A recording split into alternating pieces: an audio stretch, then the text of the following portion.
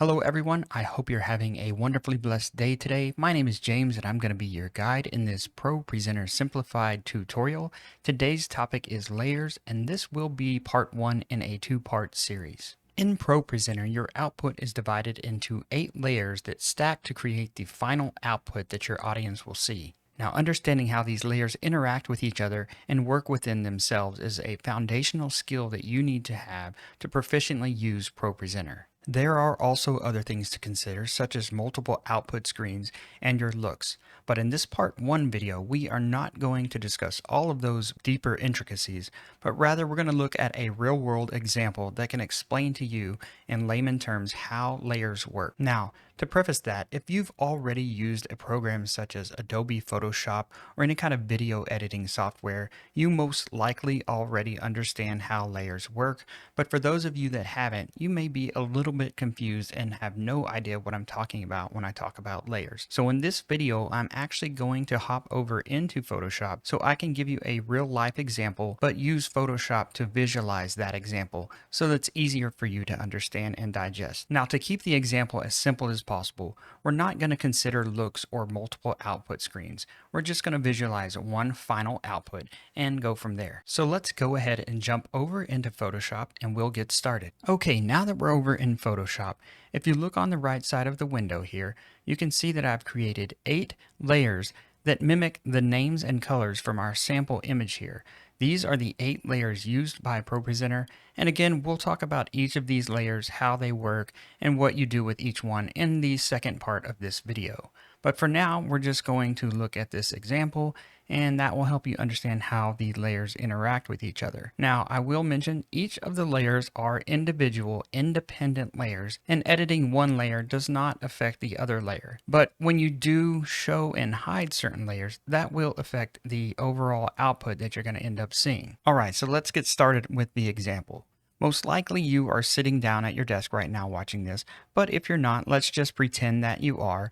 And also let's pretend that you have 8 sheets of paper that are colored to match these 8 layers you see on this example. So we're going to go ahead and sit down on our desk. And if your desk looks like this, congratulations, you have a beautiful desk. Now we're going to take that very first sheet of paper, the white sheet of paper, and we're going to lay that on the desk in front of us. Then we're going to look down, and of course, what do we see? We see just a plain white piece of paper. Now, if we go ahead and take our next sheet of paper, the purple sheet, and we lay that directly down on top of the white sheet of paper, you'll notice now that we, of course, see the purple piece of paper, but we no longer see the white piece of paper. Now, that doesn't mean that the white piece of paper is no longer there. It's just being covered up by the purple sheet of paper. So we're going to, again, do the same thing with the blue sheet of paper. And of course, the results are going to be the same thing.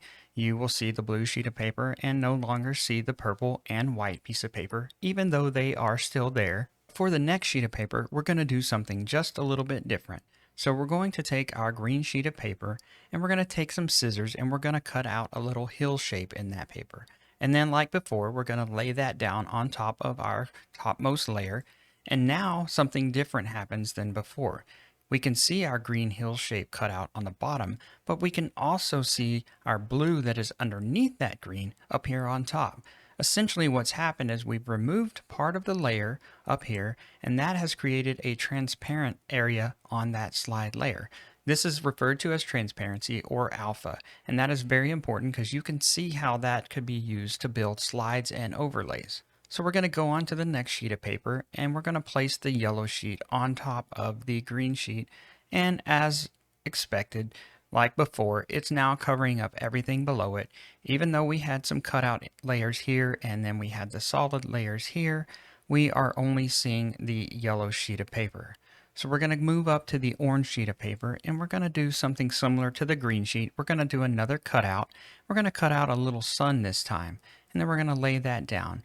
Now you can see that we see our sun and all of the cutout section is now transparent and we can see the yellow through that. Then once again, we're going to take our red sheet of paper and we're going to cut out a bunch of little shapes into that paper and we're going to do some bird shapes and then lay those down randomly on top of our other layers.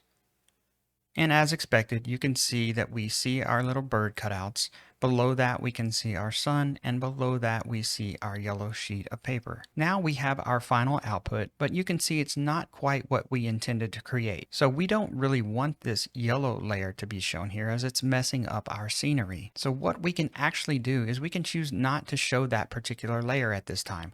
Or in the case of our example, we can remove the yellow sheet of paper completely. So I'm going to disable that sheet to symbolize that we have removed it. And now you can see we do have the final output that we intended. We have our top layer messages, which is cut into these bird shapes. Below that, we have our sun on the props layer that we cut out. And below that, we can see our hill that we cut out in the green slide layer. And then below that, we can see our blue sky that we created on the media layer. Now you'll notice we have two other layers or papers at the bottom that are not actually doing anything. So we can also remove those two sheets of paper just because they're not needed. And now you can see our final output is created. Now there is one more layer that we did not use, and that is this black piece of paper, the mask layer. And we're not actually going to use that in this example. We don't need that either. We will talk about the particular use of that layer and all the other layers in the next video. So this has been a very basic real world example that can kind of explain how the layers work. Now you would never create a scene like this using the layers because each layer is used for a specific thing, but this should help you to understand how the layers interact with each other to create your final output.